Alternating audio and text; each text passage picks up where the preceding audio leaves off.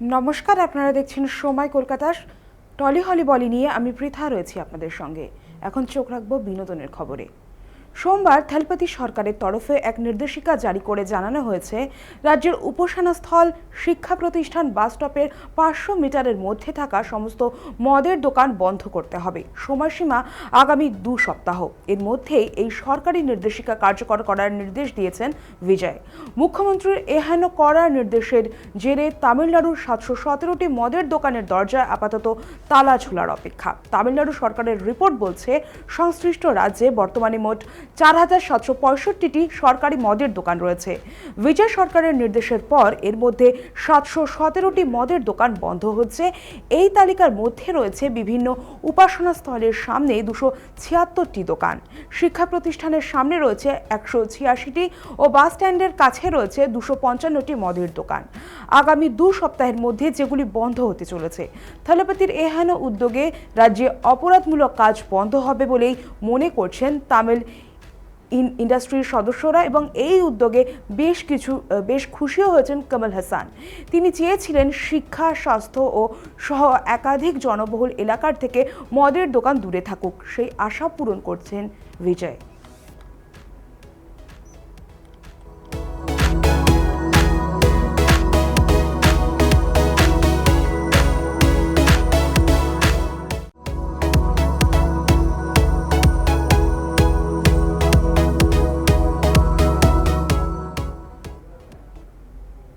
দিন কয়েক আগে কানাডার ক্যালগারিতে কনসার্ট ছিল দিলজিতের, যেখানে শ্রোতা দর্শক মহলের উৎসাহ ছিল চোখে পড়ার মতো।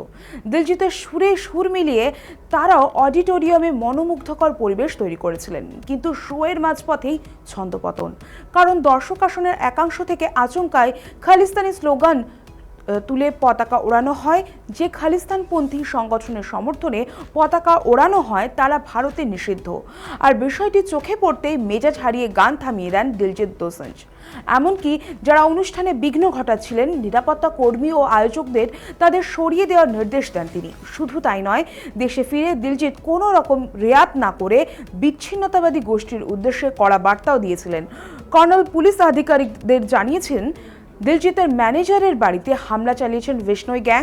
কারণ ইতিমধ্যেই সোশ্যাল মিডিয়ায় ফলাও করে হামলার দায় স্বীকার করে নিয়েছে সংশ্লিষ্ট নিষিদ্ধ গোষ্ঠী।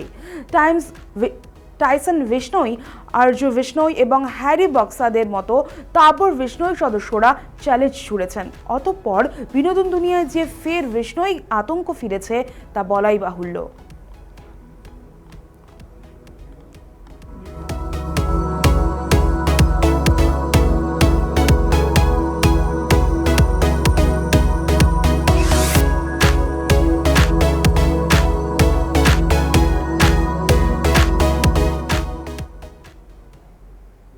হিন্দি ছোট পর্দার আলোচিত জুটি কর্ণ কুন্দ্রা এবং তেজস্বী প্রকাশ।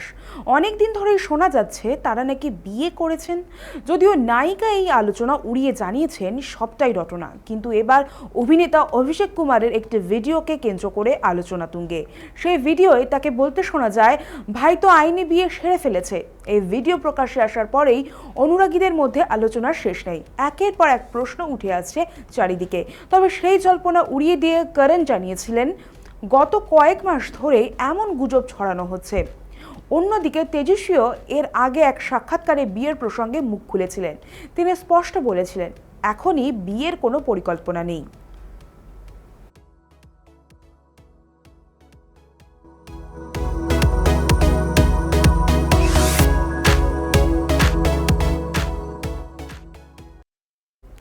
নয় মে ব্রিগেড ময়দানে হলো নবনির্বাচিত মুখ্যমন্ত্রী শুভেন্দু অধিকারীর শপথ গ্রহণ অনুষ্ঠান। হাজির ছিলেন প্রধানমন্ত্রী নরেন্দ্র মোদী থেকে বিজেপির শীর্ষ নেতৃত্ব।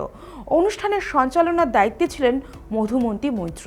কলকাতা দূরদর্শনে একটা সময় অন্যতম সংবাদ পাঠিকার ভূমিকায় তাকে দেখেছেন দর্শক। একাধিক সরকারি অনুষ্ঠানের সঞ্চালনাও করেছেন।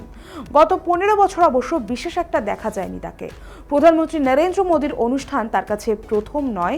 মধুমন্তী জানালেন, জানালেন, এ শহর যতবারই প্রধানমন্ত্রীর সরকারি কোনো অনুষ্ঠান হয়েছে বেশিরভাগই ক্ষেত্রেই সঞ্চালনার দায়িত্ব পালন করেছেন তিনি।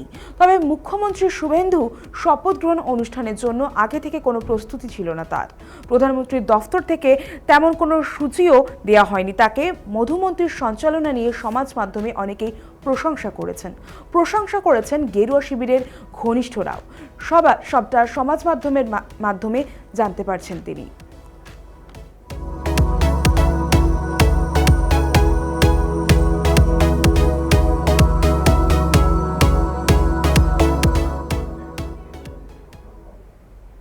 ভোট পর্ব মিটলেই অভিনয় ফিরবেন, একথা নিজেই জানিয়েছিলেন বরানগরের প্রাক্তন বিধায়ক সায়ন্তিকা বন্দ্যোপাধ্যায়। 4 মে বিধানসভা নির্বাচনের ফল প্রকাশের পরে অনেক কিছু বদলে গিয়েছে। নির্বাচনী প্রচারে সায়ন্তিকাকে অনেকটাই আত্মবিশ্বাসী মনে হয়েছিল একাংশের, কিন্তু তারপর হার মানতে হয় জনতার রায়ের কাছে। গত কয়েকদিন জ্বরে ভুগেছেন। আগের চেয়ে অবশ্য এখন অনেকটাই সুস্থ তিনি। 2026 সালের নির্বাচনে পরাজয়ের পরে ব্যারাকপুরের প্রাক্তন বিধায়ক রাজ চক্রবর্তী স্পষ্ট জানিয়েছিলেন যে তিনি রাজনীতির সঙ্গে যুক্ত থাকতে চান না। সায়ন্তিকার বক্তব্য, জীবন তো থেমে যাবে না, এই পরাজয় মানে জীবন শেষ হয়ে গেল সেটা তো নয়। তার যে পেশা, যার সূত্রে তার পরিচিতি, সেই দিকেই মন দিতে চান। তাই এই মুহূর্তে পর্দায় ফেরার জন্য প্রস্তুতি শুরু করে দিয়েছেন সায়ন্তিকা।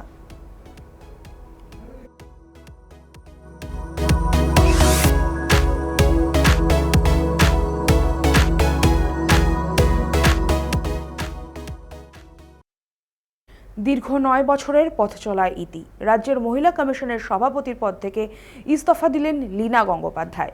গত এপ্রিল মাসে রাহুল অরুণোদয় বন্দ্যোপাধ্যায়ের মৃত্যুর পরই শোনা গিয়েছিল যে সংশ্লিষ্ট পদ থেকে সরে দাঁড়াতে চলেছেন তিনি। মঙ্গলবার রাতেই পদত্যাগের খবরে শিলমোহর বসিয়েছেন লীনা গঙ্গোপাধ্যায়। যদিও তার ইস্তফাপত্র এখনো পর্যন্ত গৃহীত হয়েছে কিনা সে বিষয়ে এখনো নিশ্চিত করেননি তিনি। গত 29 এপ্রিল রাহুলের মর্মান্তিক মৃত্যুর পর ম্যাজিক মোমেন্টসের দিকে একযোগে আঙুল তোলে বাংলার সিনে ইন্ডাস্ট্রি। সে সময় লীনা গঙ্গোপাধ্যায় পদত্যাগ চেয়ে সরব হয়েছিলেন একাংশ। অতঃপর প্রাক্তন শাসক দলের ঘনিষ্ঠ হওয়ায় পালাবদলের রাজনীতিতে যে তাকেও সরে দাঁড়াতে হবে, অনেকেই এমনটা ভেবেছিলেন। এবার সেই জল্পনাকে সত্যি করেই গত সোমবার মহিলা কমিশনের সভাপতি পদ থেকে ইস্তফা দিয়েছেন লীনা গঙ্গোপাধ্যায়।